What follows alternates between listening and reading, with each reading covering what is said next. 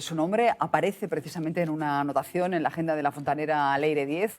Escribe que usted ha montado un CNI. Pues ya ves, aquí lo tienes. Esto debe ser por la contratación del capitán Bonilla, ¿no? Al que tergiversaron sus palabras y dijeron que quería atentar contra el presidente del gobierno y justamente era lo contrario, ¿no? Él se cuestionaba si tras las investigaciones que había emprendido iban a atentar contra él mismo. La verdad es que desconozco a qué viene, pero es que las anotaciones de esta mujer son para, no sé, son de juzgado de guardia o para los libros de historia, porque que cada delito y cada estrategia para intentar perseguir con nombre y apellidos a jueces, a otros funcionarios, a policías, a adversarios políticos y a periodistas, en fin, que esté todo por escrito, es que es de no creer.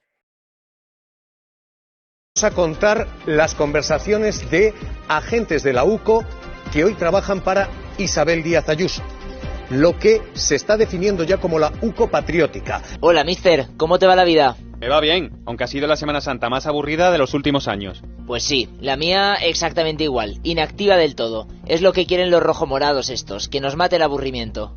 A eso los vamos a matar nosotros, ya te contaré cuando te vea. Búscame un hueco en tu agenda. Chema, ¿aquí hay mafia, la mafia del diésel, o aquí hay mafia política? Bueno, hay una mafia del diésel y hay guardias civiles que denuncian que algunos de sus compañeros están actuando con técnicas no ortodoxas para hacer caer al gobierno.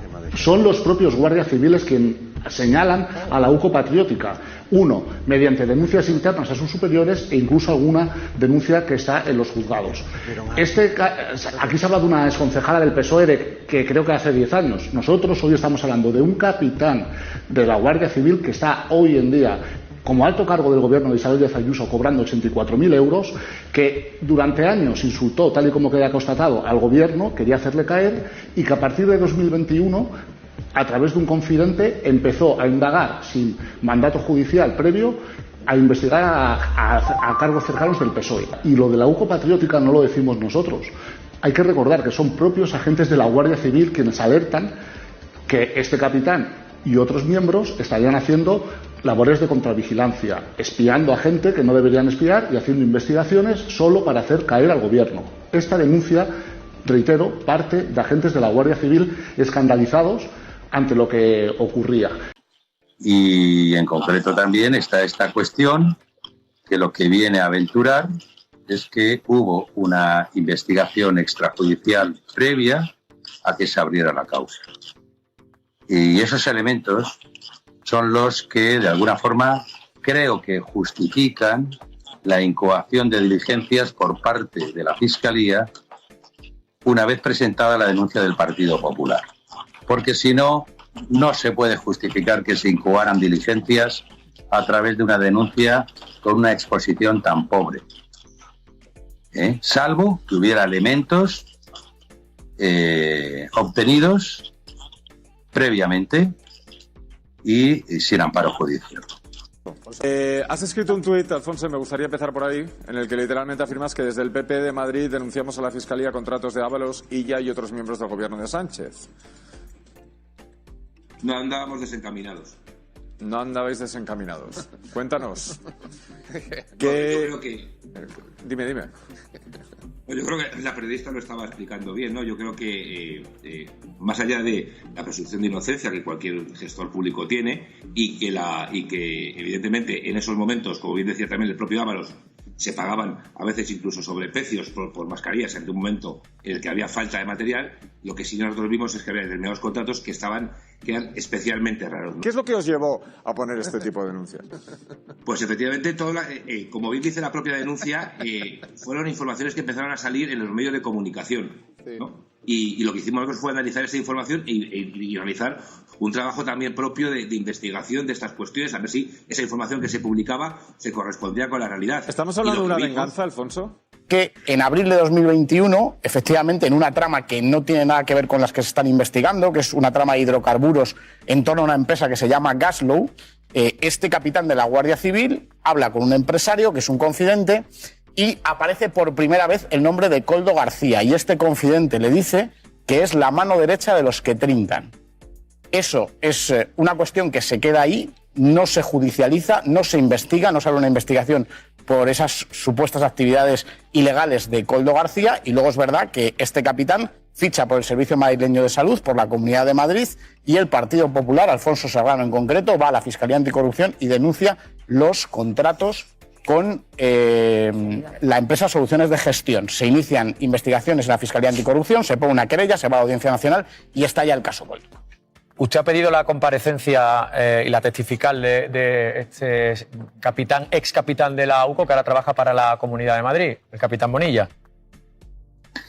Yo he pedido varias testificales, varias tienen que ver con el Ministerio de Interior, que entiendo que está dentro de la causa, y son muchos los contactos por parte de mi ex asesor, Juan García, con determinados niveles del Ministerio de Interior que no han trascendido.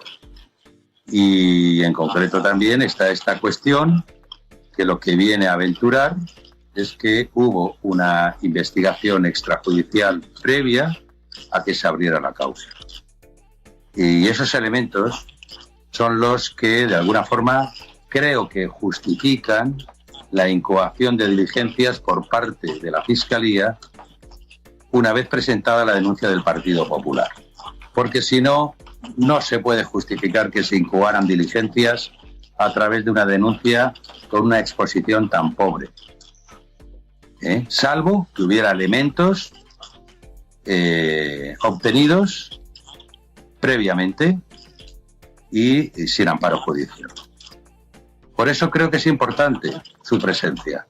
El problema es que, en principio, me han denegado todas las testificales que he pedido y también las diligencias que he pedido que se practicaran, y en este momento pues hay un recurso de apelación ante la Sala de lo Penal. Ahí estamos a la espera de ver qué se nos responde. Pero es evidente que con toda esta actualidad, pues esta solicitud que hice, pues gana más fuerza. Si no lo he entendido mal, no sé si está tratando de trazar algún vínculo y conexión entre el papel que tuvo el capitán Bonilla cuando estaba en la UCO y que ahora esta persona trabaje para el Partido Popular y que a su vez se le esté negando a usted la participación de esta persona en el proceso y la testifical. No, en lo último no lo vinculo. Que no se me acepte la testifical, no lo vinculo. Es una cuestión aparte. Lo que sí que vinculo es evidente que la ideología del capitán queda muy clara en los WhatsApps, en las comunicaciones con su confidente, donde habla de acabar con el gobierno rojo-morado, que ya está bien de que las hostias siempre vengan de este lado. En fin, ahí queda muy clara la vinculación política y su ubicación posteriormente en un cargo bien remunerado y distinguido como el que tiene ahora en la Comunidad de Madrid. Es evidente, como también es evidente a través de esos WhatsApps, que obtiene una determinada información por parte de su confidente, ¿no? Yo todo esto lo expuse en el mes de enero, cuando se tramitó mi suplicatorio. Lo dejé por escrito en las alegaciones que presenté y lo expuse personalmente en la Comisión del Estatuto del Diputado ante todos los grupos parlamentarios que acudieron, además, y con mucha atención. Y no pareció merecer mucho atención, valga la redundancia, estas cuestiones. Por eso mi sorpresa es ver ahora, en estas circunstancias, lo que merecen de interés estos WhatsApps. Señor Ábalos, usted ha denunciado en algunas ocasiones, y de hecho algunas han acabado por el reconocimiento del error por parte de la UCO, errores puntuales, pues eso, errores, fallos en la investigación de la UCO que le atribuía determinados asuntos. ¿Usted se siente víctima de la UCO? Mire, yo lo que creo, y lo expuse en el documento de alegaciones que le he comentado en el mes de enero, que ha habido diversas irregularidades que yo he denunciado y hasta ahora no he tenido demasiado éxito.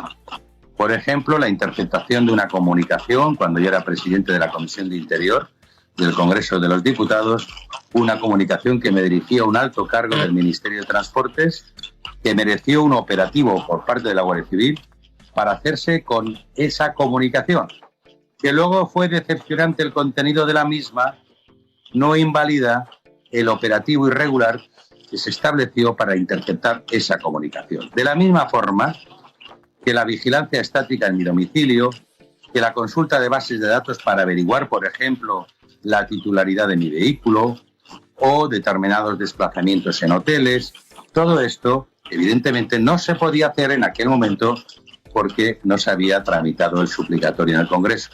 Yo era un diputado aforado. Y luego además he criticado también los sesgos de la investigación, porque efectivamente los informes que se han planteado son todos de carga, no hay nada exculpatorio. E incluso las interpretaciones son siempre desde el peor sentido. Y hay otra cuestión muy importante que yo creo que merecería una reflexión en este país, que es el juicio paralelo. ¿Cómo se alimenta el juicio paralelo? Filtrando informaciones, elementos de la investigación que deben ser reservadas para ir generando un relato incriminatorio de tal modo que uno ya sea culpable, incluso en este proceso de instrucción. Y para que este juicio paralelo, además, tenga fuerza, no se trata de buscar indicios solamente, sino también de ir dibujando, definiendo una personalidad repugnante. Ya hemos tenido casos mediáticos sobre esta forma de trabajar, de tal forma que al final ya no son los hechos que se te puedan imputar, sino tu propia personalidad.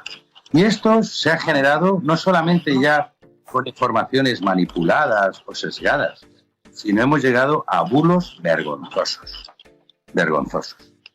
Y todo esto, efectivamente, está intoxicando toda la instrucción. Más allá de errores, como efectivamente adjudicarme una propiedad en Colombia, una mansión, y ya no, el problema no fue la valoración, sino la existencia de la misma propiedad.